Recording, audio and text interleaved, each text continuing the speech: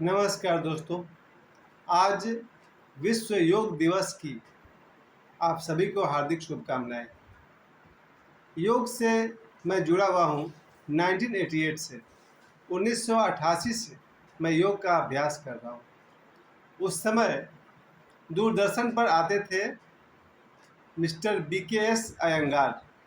मैं फिर से नाम ले रहा हूँ, BKS अयंगार। ये आते थे दूरदर्शन पर सुबह 7 बजे से 7:20 तक। ऐसे ही कुछ उनका समय था जब वो योगा सिखाते थे। बात है 1988 की। तब हम लोग मैट्रिक पास करके इंटरमीडिएट में एडमिशन लिए थे। उस समय रोज़ सुबह ऐसे कुछ समय था 7 बजे से लेकर 7:30 के बीच में आते थे मिस्टर BKS अयंगार, एक ऐसे योग के महागुरु। मेरे इस वीडियो को देखने के बाद कृपया आप लोग एक बार यूट्यूब पर सर्च कीजिएगा। BKS अयंगार साउथ इंडियन थे। 95 वर्ष की आयु में 95 ईयर्स के एज में 2014 में उनका देहांत हुआ है। यानी कि 1918 में उनका जन्म हुआ था, 1918 में उनका जन्म हुआ था और 2014 में उनका स्वर्गवास हुआ है। यानी एक ऐसे योगी जो 95 वर्ष तक सशरीर रहे और उन्होंने मेरे हिसाब से 1938 से लेकर के 1995 तक 50 से 55 वर्ष तक उन्होंने पूरी दुनिया को योगा सिखाया। आज विश्व योग दिवस पर मेरी जो कुछ भी जानकारी है, जो कुछ भी मेरा अनुभव है, मैं खुद ही योग का अभ्यास करते रहता हूँ। कुछ विशेष बातें मैं आपको ज़रूर बताना चाहता हूँ। योग से ऐसी ऐसी संभावनाएं हैं जो आप लोग हो सकता है नहीं जानते होंगे। लगभग सभी असंभव काम को योग से किया जा सकता है। एक योगी क्या क्या कर सकता है शायद आप लोग उतना नहीं जानते हो, और मैं जितना जानता हूँ मुझसे ज़्यादा जानने वाले दुनिया में बहुत लोग होंगे। तो मेरे जितने भी मित्र हैं, मेरे 2040 सब्सक्राइबर्स, 5,10,000 से अधिक व्यूज, आप सभी लोगों को मैं विश्व योग दिवस पर कहना चाहता हूँ, योग से कम 2 लाभ तो ज़रूर है। योग से मन निरोग होता है और योग से शरीर निरोग होता है। ये तो दोनों लौकिक बातें हैं, वर्ल्डली बातें हैं, दुनियादारी की बातें हैं। लेकिन योग का वास्तविक उद्देश्य होता है यूनियन विथ गॉड। योग का मतलब होता है जुड़ना। किससे जुड़ना? ईश्वर से जुड़ना, अस्तित्व से जुड़ना, प्रकृति से जुड़ना। योग का इंग्लिश वर्ड होना चाहिए यूनियन विथ गॉड। लेकिन आज हम लोग योग से क्या काम ले रहे हैं? चाहे रामदेव बाबा हों या और भी योगी हों, सभी लोग योग से एक ही बात सिखाते हैं कि आपका शरीर स्वस्थ रहेगा। पूरा का पूरा एम्फेसिस, जोर शरीर के स्वास्थ्य पर है। ये तो आधा से भी कम सही बात है। सबसे बड़ी बात है योग का, योग मन के सारे रोगों को मिटाता है। और ध्यान रखिए, सारे रोग चाहे वो शरीर के हो या मन के हो, सारे रोगों का जड़ मन में होता है। और योग क्या करता है? चित्तवृत्ति निरोधक। योग क्या है? मन की आदतों का रोकना योग है। चित्तवृत्ति यानी मन की आदतों को रोकना योग है। मुझे जो सबसे बड़ा लाभ दिखता है योग का, वो यही है कि योग आपके मन के चंचलता को शुरू में कम करता है और बाद में बिल्कुल ही समाप्त कर देता है।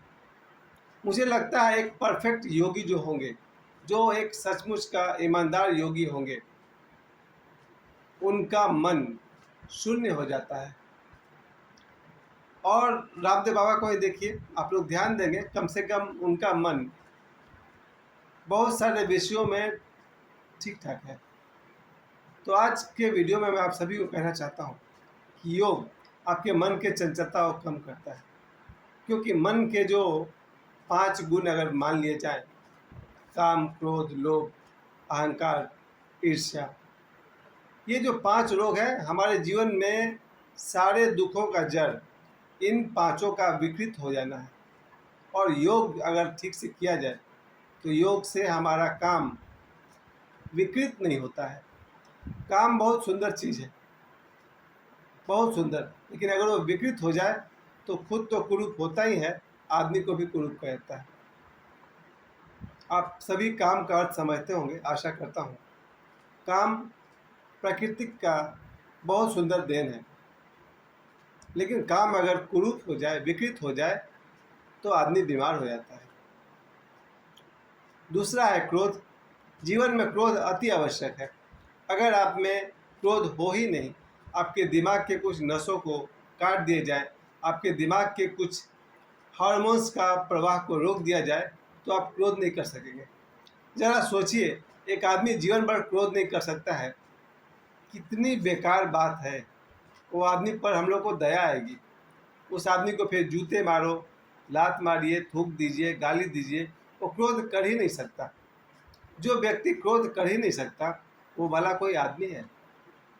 व्यक्ति तो वही है, पुरुष तो वही है, मर्द तो वही है, जिसमें आवश्यकता पड़ने पर क्रोध का उपयोग करने की शक्ति हो। लेकिन क्रोध अगर आपके पकड़ से बाहर हो जाए, आपकी रोकने की सीमा से बाहर हो जाए, तब वही क्रोध आपके जीवन को नष्ट कर देता है। यहाँ तक कि लोग क्रोध में पत्नी की हत्या करते हैं, पत्नी पति की हत्या करती है, लोग अपने बच्चों की हत्या करते हैं, बच्चे माता पिता की हत्या करते हैं। कोई भी किसी को, आज का अखबार में मैं पढ़ रहा था कि किसी लड़की ने, उसकी मम्मी ने उससे मोबाइल छीन लिया। उस लड़की ने क्रोध में अपनी माँ को ही खत्म करने का प्लान बना लिया।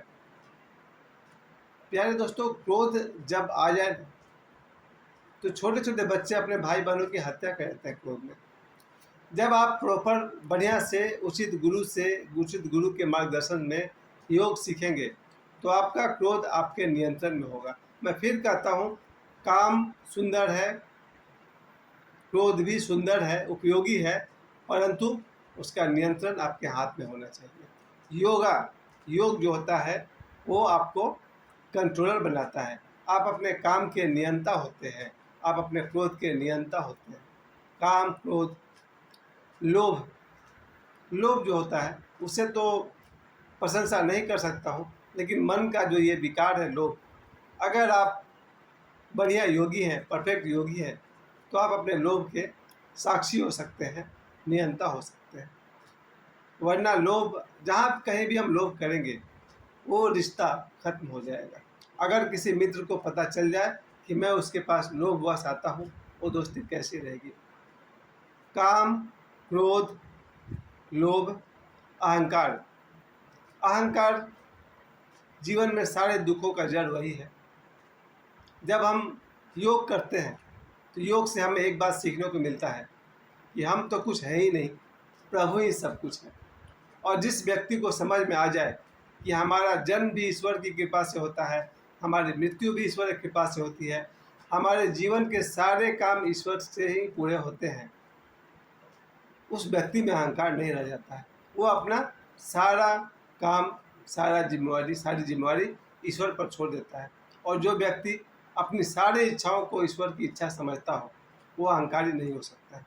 तो योग हमें अहंकार मुक्त करता है। और पांचवी बात है ईर्ष्या, जलन।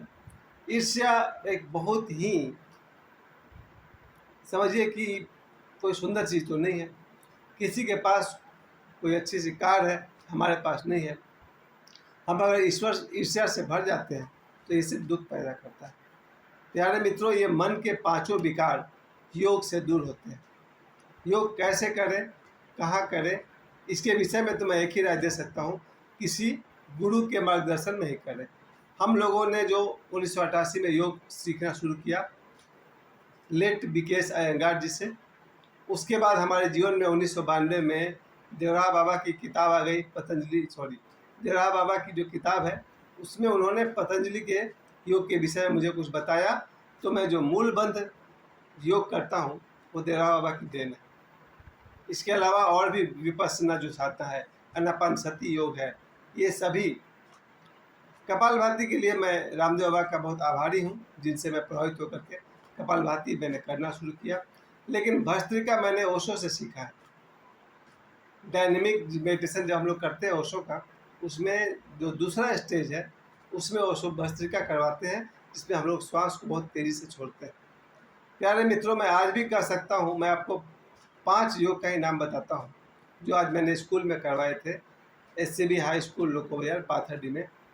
जैसे कि कोई व्यक्ति अगर भ्रामरी करता हो, भौरे की गुंजन, या फिर कपालभाति, या फिर भस्त्रिका, लोम विलोम, अनुलोम विलोम, ये तो मैं करता नहीं हूँ। और इस तरह से कुछ ऐसे योगा हैं जो आपको आपके शरीर के सारे रोगों को मिटा सकते हैं। प्यारे मित्रों, आज विश्व योग दिवस पर मेरा आप सभी को संदेश है, प्रतिदिन 1 घंटा योग करना चाहिए। वो 1 घंटा समय कैसे निकालेंगे, उसके लिए आपको युक्ति लगानी होगी। मैं चूँकि स्कूल में पढ़ाता हूँ, मुझे बहुत ही सुबह-सुबह समस्या हो जाती है कि योग और ध्यान करें, उसके बाद ही हम स्कूल जाएँगे।